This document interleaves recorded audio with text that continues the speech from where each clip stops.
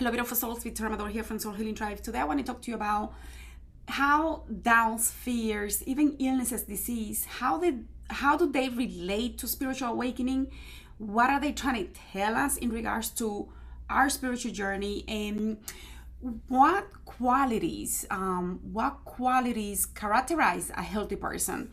You know, I think a lot of the time a healthy person is somebody that is moving, that doesn't have any issues, that look healthy, they have no apparent weaknesses or health issues. But I want you to consider that even people that are jealous, people that are angry, people that are pretty physically healthy but emotionally they are consumed, which eventually anger and sadness can lead to cancer, right? So how something like, even when we look healthy, can also indicate that we may have a problem. So a healthy person basically is someone who's moving towards the process of getting health, not only physically, but emotionally, mentally, spiritually, and so on, right? Energetically speaking. So someone that is moving to a state of integrating different pieces of who we are. To me, that's what a healthy person is. Of course, I'm not going to get into that, but basically somebody else may have a different description depending on the way that they see life, depending on the lenses that they use to see this experience of life. So as we move towards health, we may start noticing that we have different sensations, pain, limiting beliefs, behaviors that we want to change. And those behaviors, that pain, those limiting beliefs are guiding us to discover a part of us that we didn't know was completely lost. And sometimes it's so hidden in your subconscious that you really don't know, oh my goodness, I didn't know I was carrying all of this for so long. So I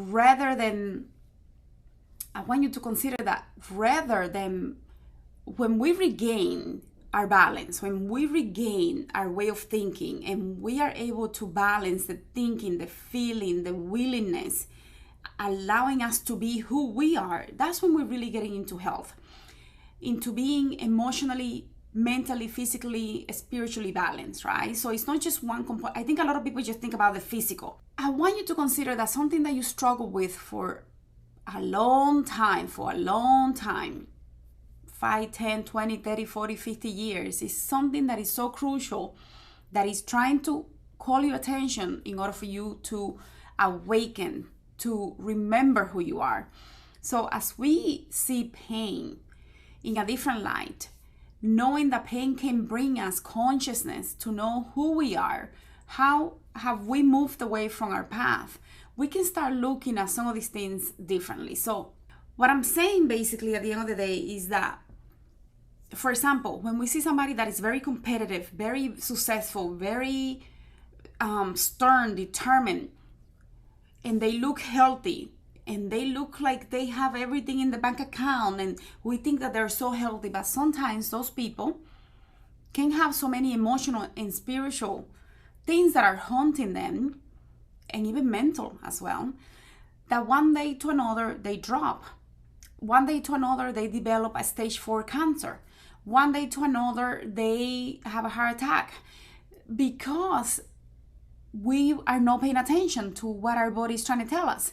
So when we don't pay attention to what our body is trying to tell us, we are going to forget that we have this body.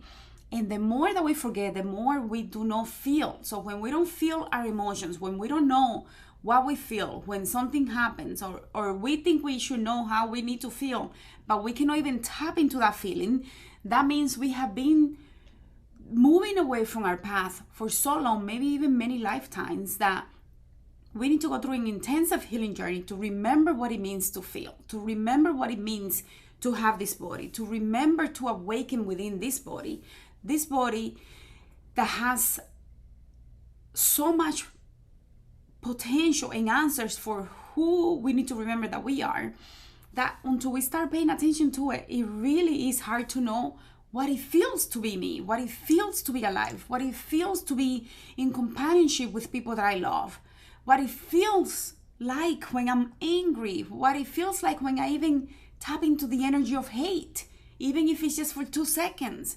All of those things are giving us huge clues about who we are and what we need to heal. So sometimes being sick is actually a gift. So what is your illness, your disease, your pain, your discomfort trying to tell you? What does it mean for you? How long have you had these feelings that you probably haven't been able to identify before? So I just wanted to start with this for today. I'm not going to do a long video. It's just a short video for today. There are so many things that I want to share with you, but time is limited. So I want you to contemplate that some of the illnesses, the pain, the discomfort, the sensations are there to give you guidance, to start getting you to the point that you said, you know, I need to remember who I am. I need to awaken to who I am really at a deep core essence. And this pain, this sensation, these emotions, these beliefs, these behaviors, these stories that I tell myself are just almost like a navigator, like a GPS, trying to let me know what did I forget, how did I move away from my path, and how I can get back to it. So I hope this helps you. If you've been contemplating on fears, doubts, insecurities, what are those fears? What are those fears telling you? What are those doubts telling you? What is that pain telling you? What do you feel when you feel that pain? That's, you know, those doubts are not powerful enough to do X, Y, and Z.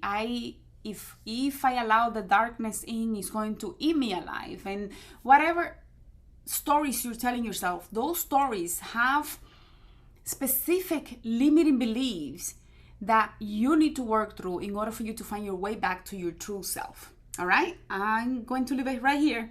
Thank you so much for being here, and I'll see you all on the next one. Thank you.